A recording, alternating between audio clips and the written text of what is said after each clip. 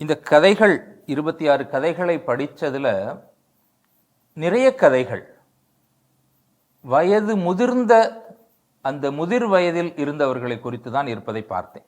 வயசானவங்க, அவர்களுடைய அந்த ரிட்டையர்மெண்ட் லைஃப் அல்லது எபவ் 60 அந்த முதுமையில் அவர் படக்கூடிய துன்பங்கள் அல்லது அந்த அவர்கள் இருக்கக்கூடிய சந்திக்கக்கூடிய பிரச்சனைகளை அதிகமாக எழுதியிருக்கிறீங்க. அதுக்கு எதுவும் சிறப்பான காரணங்கள் இருக்கிறதா? ஆமாம். இப்போ பல இன்ஸ்டிடியூஷனில் அவங்க பென்ஷனே கொடுக்கறது கிடையாது. ஒரு தொகையை கொடுத்துட்றாங்க. அது அந்த தொகை கூட அவங்களுக்கு பிள்ளைங்க கல்யாணம் ஆகும்போது செலவாயிடுது. அதனால் அவங்க தங்களுடைய பிள்ளைகளே நம்பியிருக்காங்க. ஆனால் சில பிள்ளைகள் பார்த்துக்கிறாங்க, சில பேருங்க தன்னுடைய தந்தையும் அம்மாவையும் பார்த்துக்க மாட்டுறாங்க. இதனாலேயே அவங்க முதியோர் இல்லத்துக்கெல்லாம் போய் அவங்க கஷ்டப்படுறாங்க. அப்படி வீட்டில் இருந்தால் கூட ஒவ்வொருத்துக்கும் ஒவ்வொரு சின்ன கூட செலவு இருக்கு இல்லையா, அந்த செலவுக்காக போய் தங்களுடைய மகன்கிட்ட கேட்கும் போது அவங்களுக்கு மனசு கஷ்டப்படும் இல்லையா. அதனால் அவங்க வாழ்க்கை துன்பகரமாக இருக்குது அப்படின்னு சொல்கிறதுக்காக தான் நான் இன்னொரு கதையில் நான் வேண்டப்படாதவர்களோட கதையில் நான் இவங்களை பிள்ளைங்கள்லாம் அலட்சியம் பண்ணுது. அதாவது இவர் வெளியே போக ஆசைப்பட்டாலும் வேணாம் நீங்கள் வீட்லேயே இருங்கன்னு. இதனாலெல்லாம் அவங்க மிகவும் பாதிக்கப்படுகிறார்கள். அதனால் அவங்களுக்கு அந்த கதையில் நான் அவருக்கு நிலம் அதிகமாக அதிக பணத்தால் விற்கிறார்.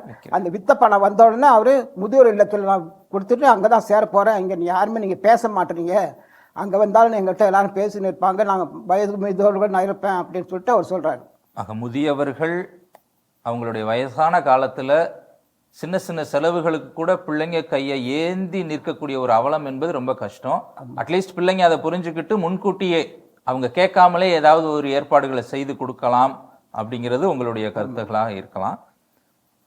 இல்லை இந்த முதுமைக்கான தீர்வு முதியோர் இல்லத்தில் சென்று வாழ்வது மட்டும்தானா அப்படி நினைக்கிறீங்களா?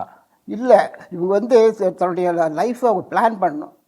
அவங்க சிறு வயதுலேருந்தே அவங்க பணம் சேர்த்துக்கிட்டே வரணும். சேர்த்துக்கிட்டே தன்னுடைய முதுமைக்காக அவங்க பணம் சேர்க்கணும். ஏன்னா 60 வயசுக்கு மேலே நம்ம ஜீவிச்சா நம்ம நம்மளுக்கு மெடிக்கல் செலவு நிறையா ஆகும் இல்லையா. அதுக்கு அப்பப்போ செக் பண்ணிக்கணும் உடம்பை. அதனால் நமக்கு செலவுக்கு தகுந்த மாதிரி முதலையே நம்ம சேர்த்து வச்சுட்டு அந்த முதியோர் ஆனோடனே அந்த வட்டியில் அந்த பேங்க்கில் போட்டோம்னா வட்டி கிடைக்கும். அந்த வட்டியில் நம்ம ஜீவிக்க கற்றுக்கணும். அரசு வேலைகள் அல்லது தனியார் வேலையாக இருந்தாலும் மாத வருமானத்தில் சம்பாதிப்பவருக்கு இது சரியாக இருக்கலாம்.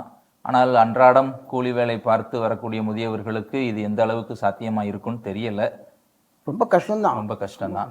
பெற்றோர்கள் பிள்ளைகளை சார்ந்து வாழ்வது என்பது தவிர்க்க முடியாத ஒன்றாகவும் இருக்குது. அந்த 2வது கதை நான் சொல்லியிருப்பேன், செருப்புன்ற கதையில் அவருக்கு ஒரு கால் செருப்பு கூட வாங்குறதுக்கு முடியல அவர். இப்போ அவங்க ஏதாவது கடைக்கு போக சொல்கிறாங்க, சமயத்தில் வெயிலில் வேவாத வெயிலில் அவங்க ரோட்டில் நடந்தாங்கன்னா காலெலாம் எரியுது. அதனால் அவர் ஒரு குஷ்ணரோகியோட செருப்பை போட்டு வந்துடுவார். அப்போ எல்லாரும் அவங்க வீட்டில் இருக்கவங்களாம் சொல்லுவாங்க, ஐயோ இது குஷ்ணரோகியோட செருப்பு, இதை போட்டு வந்தீங்களேன்னு. சரி இருந்துட்டு போகுது அப்படின்னு சொல்லிட்டு அவர் வேறு வழியில் எனக்கு அப்படின்றார்.